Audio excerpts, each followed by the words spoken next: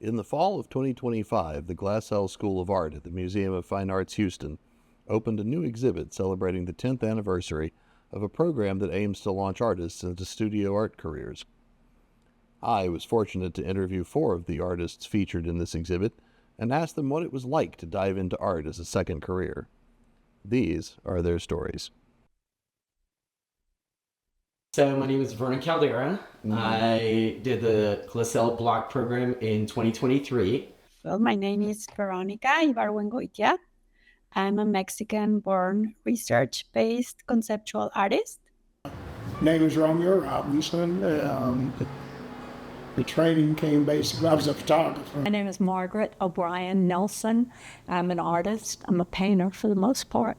I started painting in around 2020 during the COVID crisis. Before that, I had made terrariums, and I had shown at Lawndale and all kinds of places. And around 2021, I matriculated at Glassell and took all the painting classes, learned about color theory and what have you, and started getting my paintings out there. I always have the passion of being an artist, but that was not something supported at my family household, like my parents. So the closest thing was industrial design. So I was always making things or art or objects, painting on the side. When I moved to Houston, since I was not able to work for my visa status, then I see that shift in my life as the opportunity to dedicate myself professionally to be an artist, which was my dream. But when I retired, I kind of soured a little bit, not so much on photography, but and now in digital, and I was really out of touch with those kinds of things. But I decided I wanted to see if I could paint.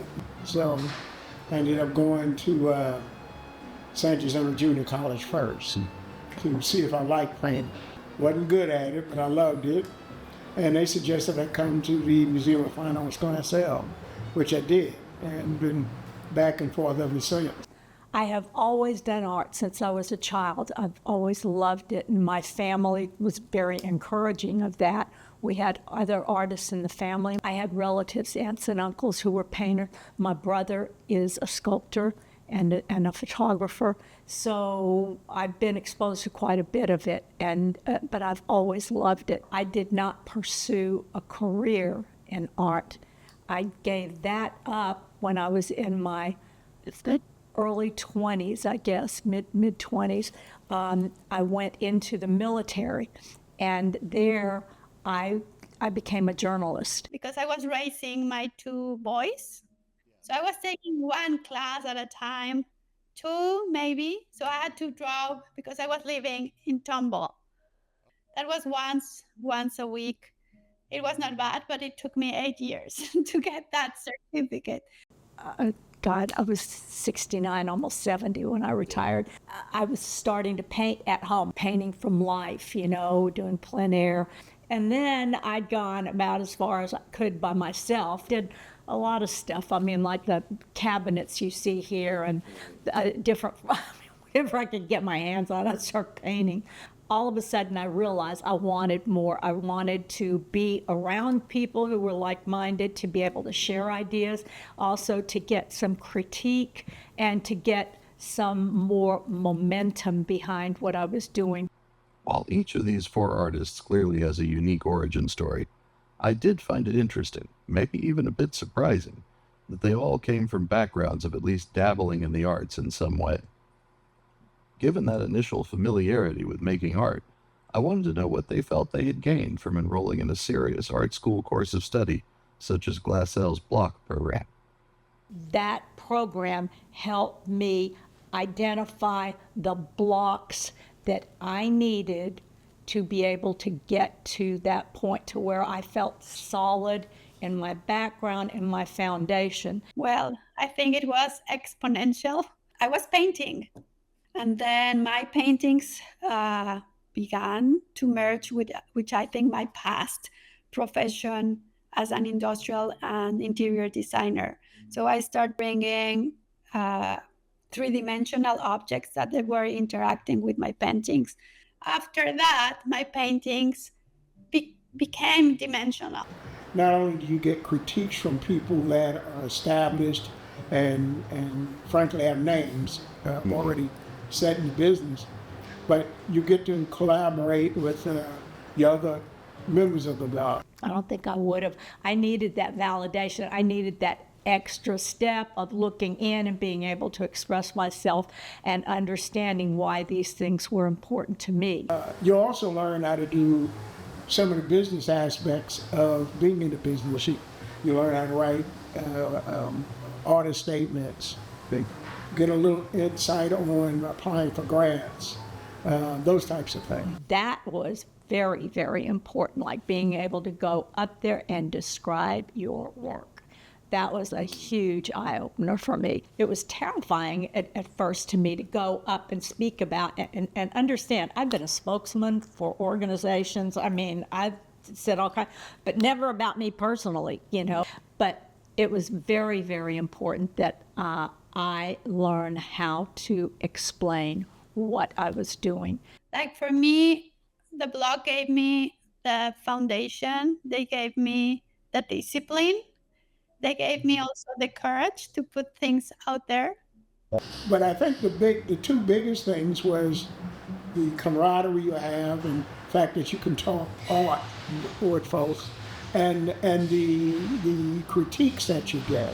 You start hearing similar things come out of people, right? In your own way, you should know what the limits of your own art, right? What have you, what areas you need to work on. So it was good to hear it from coming from other people, right? I really focused on how do I pay attention to these issues, right? And so I do think that there was a change in my art as a result of it, you know. And just thinking of yourself of having a practice is a whole different thing. Most people, I'd say many artists do not consider their everyday work a practice, but it is a practice, in fact, you know, or it should be if you intend to be a serious artist. If you're willing to work, because you have to work, they don't allow you to come in there and just sit around. You have to produce. And through doing work, through listening to the critiques, through listening to some of the instructions you get from some of the people that run blog, you get better. You can't help it. And I don't know if it's magic or whatever, but everybody I've ever known in the block came out 10 times better when the block was open. Lastly, I wanted to know what each of these second career artists have to say to others of us who seek to reinvent ourselves by stepping into an artistic practice later in life. My advice will be just make and make more. Don't get discouraged and keep on making and keep that passion that grows from the inside. If you want to create, take every opportunity you can to do it, because there are all different ways to do it. It's really hard to see a white canvas. It's really hard to go to a place full of tools and then what I'm going to make. Just start playing. There's no explanation on what makes one work of art better than the other one. It's just something that, like what I said earlier, you should know. Like if you're a good artist, you should know what areas you need to work on and which ones you don't. And then maybe you can get lessons to help you get better at a particular aspect. But the part of being the artist itself is within you. If you want to continue to grow, I think you need to be part of how I can lead up and connect you. There is an entire art world outside of Glassell, right? So keep your eye open to that world. It helps you get your work out there. You find out also information about possible exhibitions, possible places to show your work as well. You may have to do it like in the evenings when you're home from your day job, whatever. Just keep after it. And don't think that it's too late, because at 35, at 45, hell, I was 69 when I went back. Keep making mistakes, and then eventually you will find like the light to your answers. Don't be afraid. Use everything that you have available to you. and people will see it. Like people will just acknowledge them. So, what have I learned from these four artists about getting into art later in life? It seems to require a balance of the drive to make art and the ability to make art that speaks to others, a sense of what makes your art special and a willingness to improve from the critiques of others, the humility to learn from classes and communities of other artists mixed with the chutzpah to know when to stop practicing and put your art out there, and enough self-confidence to believe that if you do that balancing act and walk that wire, you'll find yourself to be an artist on the other side.